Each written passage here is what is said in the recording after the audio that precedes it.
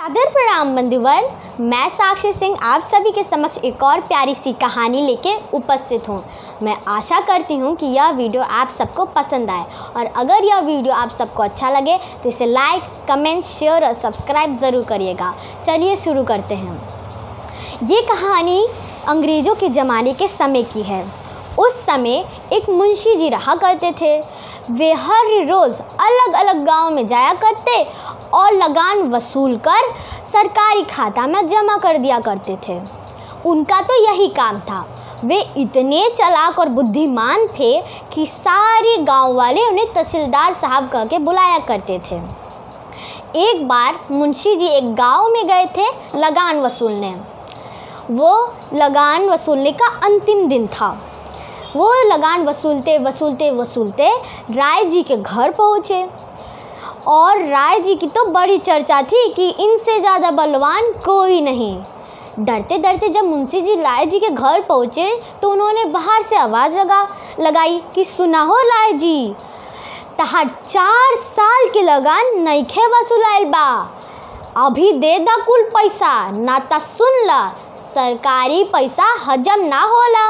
हमके पैसा दे दा, हम चल जाए और सरकारी खाता में तहार पैसा जमा कर दे।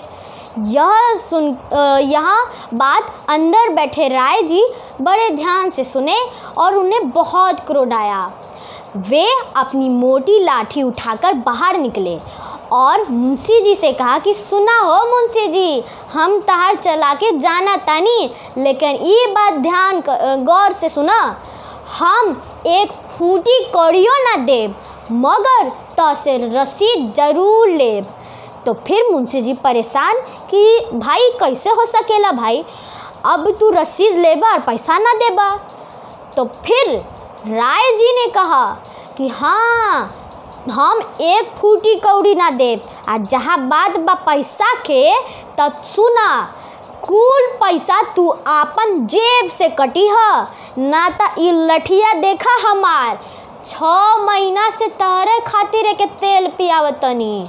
अब जान ला, जब पड़ी ना तब समझ में आई तो के। तो फिर मुंशी जी डर गए कि अरे बाबा, अब लाठी तब पड़ी, अब लागत कि अपन बुद्धि लगाए के पड़ी। तो उन्होंने कहा कि ठीक बा, ले ला रसीद। और रसीद पर रुपए की जगह यह लिखा कि लाठी के बल पर लगान माफ़। ऐसा लिखकर उन्होंने राय जी को पकड़ा दिया। अब राय जी अंगूठा छाप, वो क्यों पढ़ने जाए उस रसीद पर क्या लिखा है।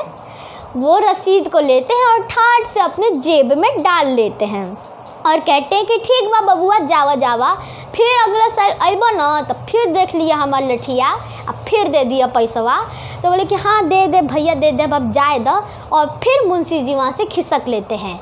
अगले दिन वे पहुंचते हैं कलेक्टर साहब के यहाँ और अपनी सारी बातें बताते हैं और कहते हैं कि भाई ऐसे ही होई तो कुल गाय तो हमरे संगे ऐसे ही करियन सा। तो फिर कलेक्टर साहब को आता है क्रोध। वो तुरंत दरोगा साहब को कहते हैं कि जावा राय जी के यहाँ और देखिए, अगर उनका रसीदिया पर यह बात लिखल होई तो उनका 3 साल खातिर जेल में डाल दिया। तो फिर दरोगा साहब कहते हैं कि ठीक बा मालिक, हम काले जाए। अगले दिन दरोगा साहब अपनी पुलिस फोर्स को लेकर पहुंचते हैं राय जी के यहाँ और कहते हैं कि सुना हो राय जी, तहार 4 साल के लगान नइखे वसूलाइल बा। अगर तू पैसा दे देले बड़ा तो रसीदिया दिखावा। यह बात अंदर बैठे राय जी सुन लेते हैं और बाहर निकलते हैं और हाथ जोड़कर कहते हैं कि हाँ भाई, हम तो वसूल ले मतलब दे ले बारी पैसवा। और फिर कहते हैं कि ला हाय हाँ हमारा रसीदिया। रसीद को जब दरोगा साहब के हाथ में देते हैं तो उसे देखकर दरोगा साहब, ये का लिखल बा पर तो ये लिखल बा कि लाठी के बल पर लगान माफ़। मतलब तू सरकारी कर्मचारी के माने अपन मुंशी जी के लाठी के बल पर लगान माफ़ करावत रहा। ऊ मुंशी जी के कि इतना बुद्धिमान बड़न, अभी देखा उनकर बुद्धि के खेल। अब चला 3 साल खातिर जेल में। ओने चलकर अब जेल के चक्की पिसिया तो फिर राय जी परेशान, वो कहते हैं कि ना बाबा हमके माफ़ कर दो, दरोगा साहिब माफ़ कर दा, आगे से ऐसे ना करब। लेकिन दरोगा साहब उनकी एक नहीं सुनते हैं। इस कहानी से हमें यह सीख मिलती है कि तलवार और कलम के लड़ाई में हमेशा जीत कलम की ही होती है।